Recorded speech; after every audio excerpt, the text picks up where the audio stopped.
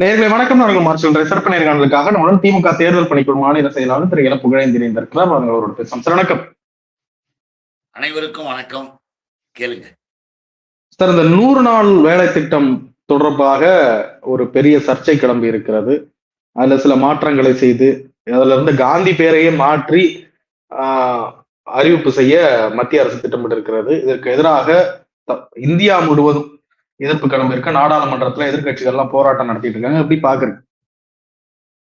முதல்ல நாம எப்படி அதை பார்க்கணும்னா, காந்தி பெயரை மாத்தினார்கள் இல்ல, காந்தி பெயரில் இருந்த சட்டத்தை எடுத்துட்டாங்க.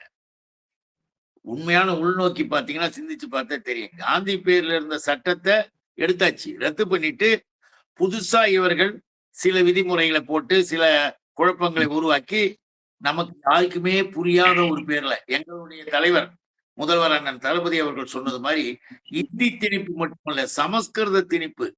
அது இந்த வடமொழி சொல் சமஸ்கிருத பேர்ல ஒரு பேரை சொல்லி அப்படி ஒரு ஸ்கீமா 100 நாள 125 நாள் ஆக்குறோம்னு சொல்லிட்டு ஏற்கனவே கொடுக்கப்பட்டிருந்த விதிகளை கூட குறைத்து சரியாக கொடுக்கல.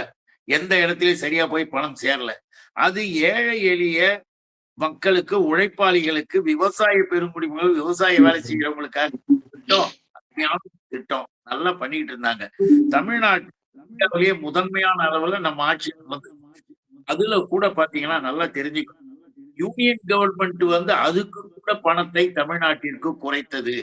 அந்த குறைத்த பணத்தை கூட நம்முடைய முதல்வர் அவர்கள் அரசின் மூலமாக அளித்து அந்த திட்டத்தை நடத்திக்கிட்டு வந்தா, காந்தி பேரை எடுத்துட்டோம்னா, காந்தி பேரை எடுத்துட்டோன்ற இந்த வேலையெல்லாம் வேணாம், அந்த திட்டத்தை ரத்து பண்ணிட்டேன்றதுதான் உண்மை. சமஸ்கிருதத்தை கொண்டு திணிக்கிறோம்னு சொல்லி இன்னொரு பேர்ல இன்னொரு திட்டத்தை நீ அறிவிச்சிருக்க. அந்த திட்டமும் சரியாக நடைபெறுவதற்கான ஒரு வாய்ப்புகளோ ஒரு நெறிமுறைகளோ அதுல விதிமுறைகளோ எதுவுமே கிடையாது. சும்மா திட்டம் போட்டு ஏதோ செய்யறாங்க. இன்னும் கூட நான் ஒண்ணு சொல்லட்டுமா, இவர்களுக்கு தொடர்ந்து அதிகாரம் மட்டும் அதிகமாக வந்தால், இவங்க கவர்மெண்ட் இன்னும் பவர்ஃபுல்லா வந்ததுன்னா, கோட்சேவுக்கு சிலை வைத்து கோட்சே பேர்லயே இவர்கள் ஒரு திட்டத்தை ஆரம்பிப்பார்கள். அப்ப கேட்டீங்கன்னா சொல்லுவான், ஏன் கோட்சே பேர்ல செய்யக்கூடாதா அப்படின்னு கேள்வி கேட்கக்கூடியவர்கள் இன்றைக்கு அதுல இருக்காங்க. காந்தியை சுட்டு கொன்ற கோட்சேவை இன்றைக்கும் வாழ்கன்னு சொல்லி கோட்சே சிலைக்கு மாலையை போட்டு மோடியும் அமித்ஷாவும் சுற்றி வந்த கதையெல்லாம் நமக்கு தெரியும். அப்படி கோட்சே வச்சு சுத்தி வரக்கூடிய நபர்கள் காந்தி பேரை எடுத்துட்டாங்க அப்படின்றத நம்ம ஆச்சரியமா நினைக்க வேணாம். காந்தின்ற பேரு அங்க இருந்ததே பெரிய ஆச்சரியமான விஷயம். அவர்களுக்கு எல்லா வகையிலேயும் இப்பொழுது RSS அடிப்படை கொள்கையில் தீவிரமா போய், சாவர்கர் 6 மன்னிப்பு கடிதத்தை அந்தமான் ஜெயில இருந்து என்னை விட்டுடு, நான் உங்க ஆட்சிக்கு எதிராக இருக்க மாட்டேன், எங்களுடைய வேலையை மட்டும் மத வேலையை பார்ப்பேன், நான் உங்களுக்கு துணை இருக்கிறோம், பிரிட்டிஷாருடைய ஆட்சி அதிகாரத்திற்கு நான் துணையா இருக்கிறேன்னு கடிதம் எழுதி வெளியில காலில் கையில விழுந்து வெளியில வந்த அவரை வீர சாவர்கர் ஆக்கி அவருக்கு ஒரு விழாவை கொண்டாடி அவர் ஒரு நிலைப்பாட்டை வச்சு அவரு பேர்ல திட்டங்களை கொண்டு 100% RSS ஆட்சி இப்போது நடக்கிறது. அதுக்கு ஒரு ஆதார எடுத்துக்காட்டு தான் இப்ப காந்தி பேரை எடுத்தது. இருந்தாலும் காந்திக்கு பாஜக ஒரு இழிவு சேர்க்கும்னு நினைக்கிறீங்களா? அதை வேற மாதிரி நாங்க மாத்தி வச்சிருக்கோம் தான் சொல்றாங்க. அதுக்கும் அர்த்தம் காந்தின்னு தான் சொல்றாங்க. அவங்க அதான் சொல்லுவாங்க. அவங்க எப்படி சொல்லுவாங்க, அவங்களுடைய பாணியே அப்படித்தானே.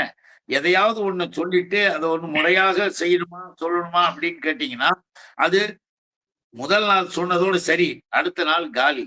ஏன்னு கேட்டீங்கன்னா, காந்தி பெயரில் எது இருந்தாலும் அவர்களுக்கு ஒத்துக்க. காந்தியவே ஒத்துக்காத போது நீங்க இன்னும் காந்தி பேரை அவங்க வச்சிருக்கிறதை எப்படி ஏற்றுக்கொள்ள முடியும்? அதனாலதான் நம்ம சொல்றோம், காந்தி சுடப்பட்டதையே அது ஒண்ணும் தப்பு இல்லையே, அன்னைக்கு அவர் இது பண்ணிட்டாரு அது பண்ணிட்டாரு. இன்னைக்கு இவனுங்க இல்லாத கதையெல்லாம் சேர்த்து இந்துத்துவா, இந்து மதம், இந்துத்துவாக்கு அவர் பண்ணாரு இது பண்ணாரு எங்க காந்தி எழுவானுங்க. ஆனால் அன்றைக்கு எல்லோரும் சமமாக ஒன்றாக இருக்க வேண்டும் என்று பாடுபட்ட காரணத்திற்காக அவரை சுட்டு கொண்டார்கள். அது தெளிவா வாக்குமூலத்தின் மூலமாக கொடுத்திருக்கிறாங்க.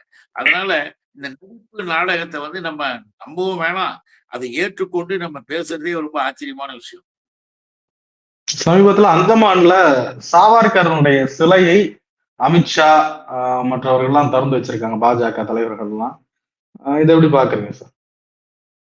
ஏற்கனவே சொன்னேன், சாவர்கர் என்பவர் யார்? சாவர்கர் RSS பிதாமகனாக எப்படிப்பட்ட பிளான்களை போட்டார் இந்தியாவுல? இந்திய துணைக்கண்டத்தில் மத ரீதியாக கலவரங்களை உருவாக்க வேண்டும். எல்லா இடங்களிலும் இஸ்லாமியர்களுக்கு எதிர்ப்பாக, கிறிஸ்துவர்களுக்கு எதிர்ப்பாக மத வெறி பிடித்த கூட்டமாக RSS ஒன்ன உருவாக்குறாங்க. அதுல சாவர்கர் தீவிரவாதி. நல்லா நீங்க தெரிஞ்சுக்கணும். நாம என்ன சொல்றோம், தமிழ்நாட்டில் இப்பொழுது கூட எல்லாருமே பிரிட்டிஷ்காரர்களுடைய கால்ல கையில விழுந்து இந்த RSS முன்னோடிகளாக இருந்த நபர்கள்லாம், முன்னேறிய வகுப்பாரெல்லாம் இந்து என்ற பெயரை திரித்தார்கள். யாரெல்லாம் இஸ்லாமியர்களிலோ யாரெல்லாம் கிறிஸ்துவர்களிலோ அவர்களெல்லாம் இந்துக்கள் என்று அழைக்கப்படுவார்கள் அப்படின்னு வில்லியம்ன்ற ஒரு ஆங்கில அதிகாரியிடம் போய் வாங்கிட்டு வந்ததான இந்த பேரு. ஏன்னு கேட்டீங்கன்னா, தமிழ்நாட்டுல என்ன திராவிட தமிழர்கள், நாம திராவிட தமிழர்கள்லாம் என்ன திராவிட சமயங்கள். இங்கு கடவுள் நம்பிக்கை வச்சிருந்தாங்க. இங்க இருக்கக்கூடிய கடவுள் நம்பிக்கை வழிபாடு என்பதற்கும் அவர்கள் சொல்லுகிற இந்துத்துவாக்கும் ரொம்ப தூரம். அதுக்கு சம்பந்தம் கிடையாது. இங்க சைவர்கள் சைவ சமயம் இருக்கு, வைணவ சமயம் இருக்கு. இதுல நிறைய மிகப்பெரிய ஆழ்வார்கள், இவர்கள் நாயன்மார்கள், இவர்கள் எழுதியது புத்தகங்கள் நிறைய இருக்கு, கருத்துக்கள். அதுல பகுத்தறிவுவாதிகளாக நாங்கள் இருப்பது, ஐயா அவர்கள் தந்தை பெரியார் சொன்னது, நான் சொல்லுகிறேன், உங்களுடைய சிந்தனைக்கு ஏற்றுக்கொண்டு நீங்கள் அறிவுபூர்வமாக சிந்தித்து ஏற்றுக்கொள்ள வேண்டும், நான் கட்டாயப்படுத்தவில்லை என்று அவர் சொன்னார். ஐயா சொன்னது, நாமெல்லாம் இவ்வளவு கஷ்டப்பட வைக்கிறது கூட வேடிக்கை பார்த்தது அப்படின்ற கருத்துல சாமியை பத்தி சொன்னார். ஆனால் இங்கு சைவ வைணவம் இருக்குது. அந்த சைவ வைணவத்தை இந்துக்களாக மாற்றியது இவர்களுடைய கும்பல். இந்த RSS கூட்டம் வெள்ளைக்காரர்களிடம், பிரிட்டிஷ்காரர்கிட்ட கேட்டுதான் அதை செஞ்சாங்க. அவங்க போட்ட ஆர்டர் படி இங்க இந்துக்களாக எல்லாரும் அறிவிக்கப்பட்டார்கள். அவங்க சென்சஸ் கணக்கு எடுக்கும்போது இந்த கருத்தை போட்டு விட்டாங்க. இன்னைக்கு இந்து பேர்ல நம்ம அழைக்கப்பட்டாலும் கூட எதுக்கு இந்துக்கள் சொன்னாங்க? இவர்கள் வர்ணாசிரமம், சனாதனம், நான் நெத்தியில பிறந்தவன், நீ அங்க பிறந்த இங்க பிறந்த என்ற இந்த கதை, மனு ஸ்மிருதி என்ற மனு அநீதியை, மனு அதர்மத்தை தர்மம் சொல்லுவாங்க. நாம இதெல்லாம் எதுக்காக சொல்றோம்னா, இவ்வளவு பெரிய செயல்களையும் இவ்வளவையும் செய்துவிட்டு சாவர்கர் போன்றவர்கள் அதற்காகவே தங்களுடைய வாழ்க்கையை முழுவதும் அர்ப்பணித்துக் கொண்டு சுற்றி திரிந்தவர்கள். ஆகவே அவருக்கு பெரிய விழா கொண்டாடுறது, போறது, வர்றது அதெல்லாம் மோடி கூட்டமோ அமித்ஷா கூட்டமோ செய்துகிட்டு தான் இருக்கும். அவர்கள் என்னதான் வேஷம் போட்டாலும் தங்களையே அறியாமல் பல நேரங்கள்ல தங்களை வெளிப்படுத்திக் கொள்வார்கள். அப்படிதான் அப்படின்னு அததான் இதுல பார்க்க முடியும். நாம் தமிழர் கட்சியின் தலைமை ஒருங்கிணைப்பாளர் சீமான் அவர்கள் சமீபத்துல RSS முன்னெடுத்த ஒரு விழாவில் பங்கெடுத்திருந்தார். பாரதியாரை பெருமையாக பேசியிருந்தார். ஆனா அவருடைய பேச்சு, அவருடைய துணி, அவருடைய கருத்துக்கள் விமர்சனத்துக்குள்ளா இருக்கு. எப்படி பாக்குறீங்க? விமர்சனத்துக்குள்ள என்ன, சீமான் என்ற ஒரு நபர் ஒரு வேடிக்கை மாதிரி விளையாட்டுத்தனமாக தனக்கு ஏதாவது செய்யலாம், ஒரு திடீர்னு ஒருத்தருக்கு நம்ம என்ன தொழில் செய்யலாம், எப்படி நம்ம எதிர்காலத்துக்கு போகலாம், நம்ம சினிமாவில சான்ஸ் இல்லை, நாம நடிகரா இருந்தோம், நம்ம பேருக்கு தெரியும், ரைட், நம்ம இப்படி செய்வோம் இப்படி செய்வோம் நினைச்சுக்கிட்டு வரக்கூடியவர்களை உணர்வாளர்களாக உண்மையானவர்களாக எதிலுமே சீமான் இருந்தது கிடையாது. தமிழில் கூட, தமிழ் பற்றில் கூட எந்த நிலையிலும் இருந்தது கிடையாது. தனக்கு தலைமை பதவி பெரிய தலைவனாயினும், அப்படியே தான் பின்னால உலகம் ஒடியாரணும், பெரிய மேதை, பெரிய அறிவாளி, அப்படி பிரஸ்ஸை கூட்டி வச்சுக்கிட்டு கேள்வி கேட்பார். பிரஸ்ஸுக்கு வரக்கூடிய தோழர்களை, சகோதரர்களை எதிர்ப்பார், அடிக்க போவார், கேள்வி கேட்டா அழைச்சி மடக்கி தப்பா உளருவார். அப்படி உளரக்கூடிய சீமான். நான் தெளிவாகவே சொல்றேன், சீமானுக்கு அடிப்படை தத்துவார்த்த ரீதியாக எந்த விவரம் கிடையாது.